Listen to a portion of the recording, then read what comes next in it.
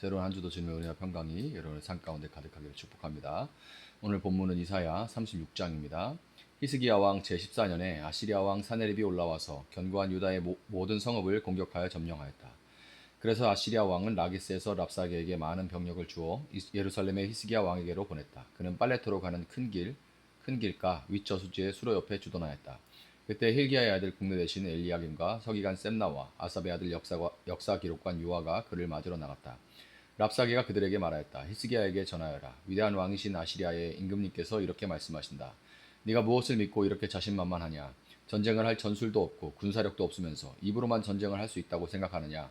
네가 지금 누구를 믿고 나에게 반역하느냐? 너는 부러진 갈대 지팡이 같은 이 이집트를 의지한다고 하지만 그것을 믿고 붙드는 자는 손만 찔리게 될 것이다. 이집트 왕 바로를 신뢰하는 자는 누구나 이와 같이 될 것이다. 너는 또 나에게 너희가 주 너희의 하나님을 의지한다고 말하겠지만은 유다와 예루살렘에 사는 백성에게 예루살렘에 있는 이 제단 앞에서만 경배하여야 한다고 하면서 산당과 제단들을 다 헐어버린 것이 바로 너희 히스기야가 아니냐. 자, 이제 나의 상전이신 아시리아의 임금님과 겨루어 보아라. 내가 너에게 말 2천 피를 준다고 한들 내가 그 위에 탈 사람을 내놓을 수 있겠느냐. 네가 나의 상전의 부하들 가운데서 하찮은 병사 하나라도 물리칠 수 있겠느냐. 그러면서도 병거와 기병의 지원을 얻으려고 이집트를 의존하느냐? 이제 생각하여 보아라. 내가 이곳을 멸망시키고 오면서 너희가 섬기는 주님의 허락도 받지 않고 왔겠느냐? 주님께서 친히 나에게 말씀하시기를 이 땅을 치러 올라가서 그곳을 멸망시키라고 이르셨다. 엘리야김과 셈나와 요아가 랍사게에게 말하였다. 성벽 위에서 백성이 듣고 있으니 우리에게 유다 말로 말씀하지 말아 주십시오. 이 종들에게 시리아 말로 말씀하여 주십시오. 우리가 시리아 말을 알아듣습니다. 그러나 랍사게는 그들에게 대답하였다. 나의 상전께서 나를 보내셔서 이 말을 하게 하신 것은 다만 너희의 상전과 너희만 들으라고 하신 것이 아니다. 너희와 함께 자기가 눈 대변을 먹고 자기가 본 소변을 마실 성벽 위에 앉아 있는 저 백성에게도 이 말을 전하라고 나를 보내셨다. 랍사게가 일어나서 유다 말로 크게 외쳤다. 너희는 위대한 왕이신 아시리아 임금님께서 하시는 말씀을 들어라. 임금님께서 이렇게 말씀하신다. 히스기야에게 속지 말아라. 그는 너희를 구원하여 낼 수 없다. 히스기야가 너희를 속여서 주님께서 너희를 구원하실 것이며 이 도성을 아시리아 왕의 손에 절대로 넘겨주지 않으실 것이라고 말하면서 너희로 주님을 의지하게 하려 하여도 너희는 그 말을 믿지 말아라. 히스기야의 말을 듣지 말아라. 아시리아의 임금님께서 이렇게 말씀하신다. 나와 평화 조약을 맺고 나에게로 나아오라. 그리하면 너희는 각각 자기의 포도나무와 자기의 무화과나무에서 난 열매를 따먹게 될 것이며 각기 자기가 판 샘에서 물을 마시게 될 것이다. 이제 곧 내가 가서 너희의 땅과 같은 땅, 곧 곡식과 새 포도주가 나는 땅, 빵과 포도원 있는 땅으로 너희를 데려갈 터이니 히스기야가 너희를 꾀어 주님께서 틀림없이 너희를 구원하실 것이라고 말하더라도 너희는 속지 말아라. 뭇 민족의 신들 가운데서 그 어느 신이 아시리아 왕의 손에서 자기 땅을 구원한 일이 있느냐? 하맛과 아르밧의 신들은 어디 있으며 스발와임의 신들은 또 어디 있느냐? 그들이 사마리아를 나의 손에서 건져내었느냐? 여러 민족의 신들 가운데서 그 어느 신이 나의 손에서 자기 땅을 구원한 일이 있기에 너희의 주 하나님이 나의 손에서 예루살렘을 구원할 수 있겠느냐? 백성은 한마디도 대답하지 않고 조용히 있었다. 그에게 아무런 대답도 하지 말라는 왕의 명령이 있었기 때문이다. 힐기야의 아들 국내 대신 엘리야김과 서기관 셈나와 아삽의 아들 역사 기록관 요한은 울분을 참지 못하여 옷을 찢으며 히스기야에게 돌아와서 랍사게의 말을 그대로 전하였다. 아멘. 자, 오늘 본문 이사야 36장은 내용상으로는 열왕기하 18장과 온전하게 겹치는 아시리아의 남유다 침공 기록에 해당하는 부분입니다. 왜 동일한 이야기가 예언서에 반복이 되는 걸까? 이런 생각이 들 수밖에 없죠. 내용상 뭐 복사해서 붙이기 수준이니까 사실상 이사야가 그 열왕기하의 내용을 갖다가 인용을 아예 한 거죠. 의도가 있어서 여기다 갖다가 넣은 거일 거잖아요. 36장부터 39장에 이렇게 되어 있는데 이사야서 66장 전체를 보면 이 부분은 이사야의 중간 부분에 해당한다는 것을 알 수 있습니다. 중간에 위치하고 있죠. 단순히 그렇다면 전쟁 내용을 부각시키기 위한 것이 아니라 이사야를 전반부와 후반부로 둘로 나눌 때 이 부분이 중요한 전환점의 역할을 하고 있다라는 것을 알 수가 있어요. 전반부에 해당하는 이사야 1장부터 35장은 거룩하신 심판자 하나님에 대한 말씀입니다.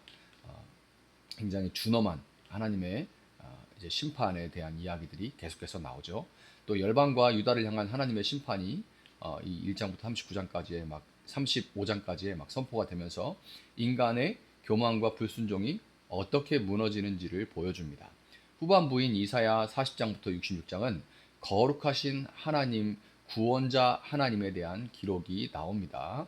하나님의 위로와 회복, 새 창조와 메시아의 영광이 선포됩니다. 그렇다면 이 전반부와 후반부로 넘어가는 전환부인 36장부터 39장은 어떤 의미가 있을까요?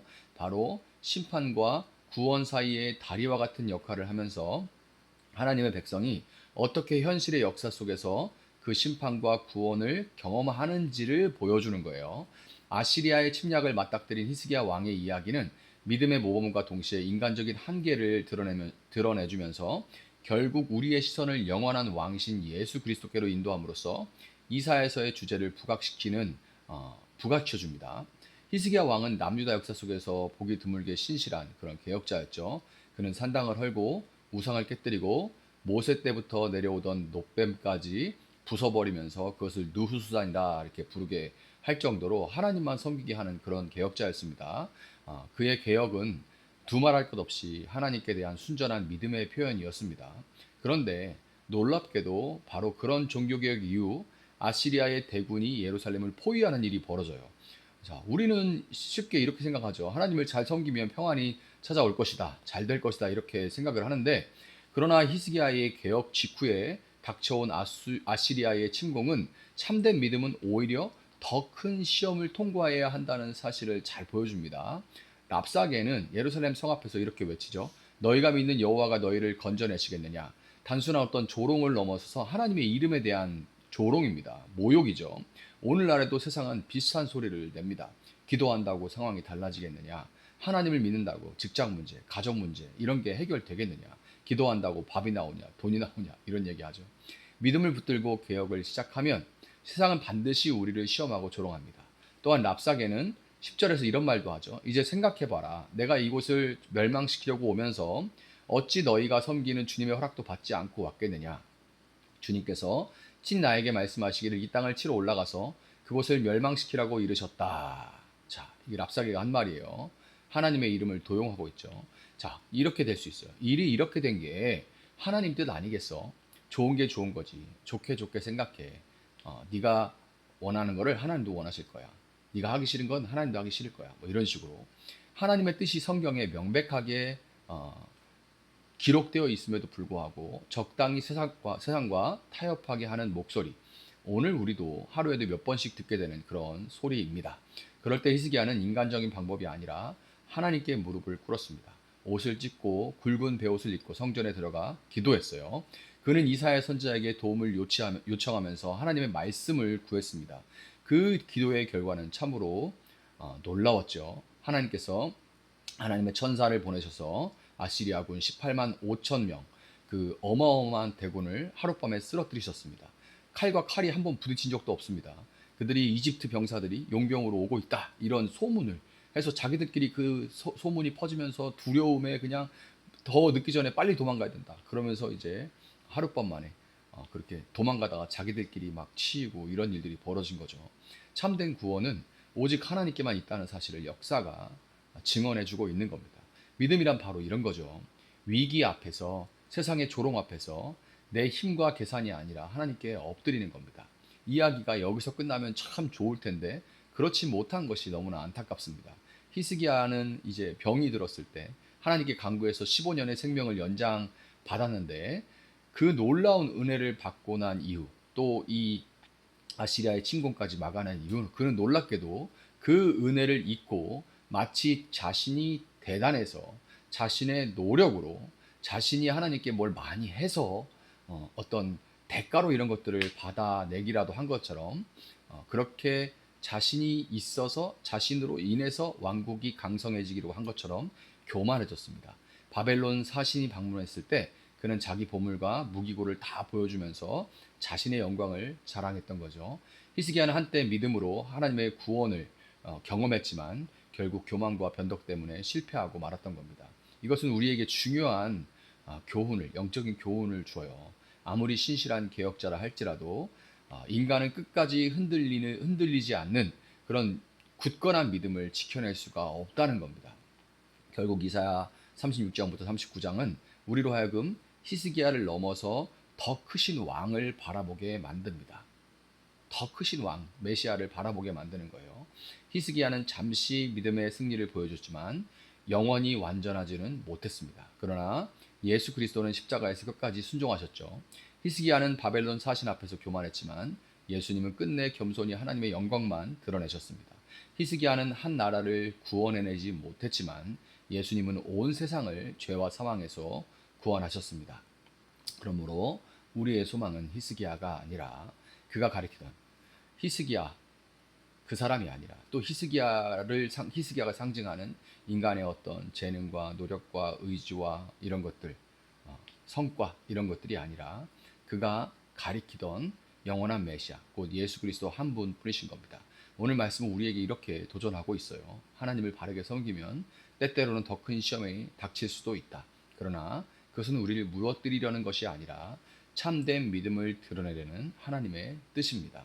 우리는 히스기야처럼 때로는 믿음으로 승리하지만 교만과 변덕으로 실패하기도 합니다. 그래서 우리의 시선은 결국 영원한 왕 되신 예수 그리스도를 향해야만 하는 거예요. 오늘도 세상은 우리에게 이렇게 묻고 있습니다. 네 하나님이 너를 구원할 수 있느냐? 적당히 해도 괜찮다. 이런 얘기들을 하고 있습니다. 그때 내 하나님이 나를 구원하신다. 예, 내 하나님이 나를 구원하십니다. 우리 주 예수 그리스도께서 이미 십자가와 부활로 영원한 구원을 이루셨습니다. 이렇게 담대히 고백하면서 믿음으로 이 새날을 살아내는 여러분들이 될 수 있기를 예수님의 이름으로 축복합니다. 잠시 기도하겠습니다. 사랑하시는 주님 감사합니다. 이 한 주를 살아갈 때도 이 말씀을 묵상하고 또 살아가고자 하는 믿음으로 살아가고자 하는 모든 하나님의 자녀들에게 랍사계의 소리, 사내립의 소리가 들려올 줄 압니다.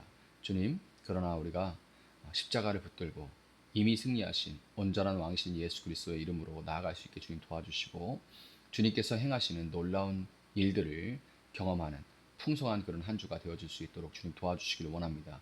하나님의 영신 성령께서 함께 하셔서 주님께서 행하신 일들을 볼 수 있는 눈을 허락하시고 감사할 수 있는 입술을 허락하시고 그 마음으로 주님을 온전히 담아낼 수 있는 가슴을 마음을 또한 허락하여 주시기를 원합니다. 한 주간 주님 은혜 가운데 풍성한 삶을 살아갈 수 있도록 주님 붙들어 주시기를 원합니다. 감사하며 예수님의 이름으로 기도합니다. 아멘.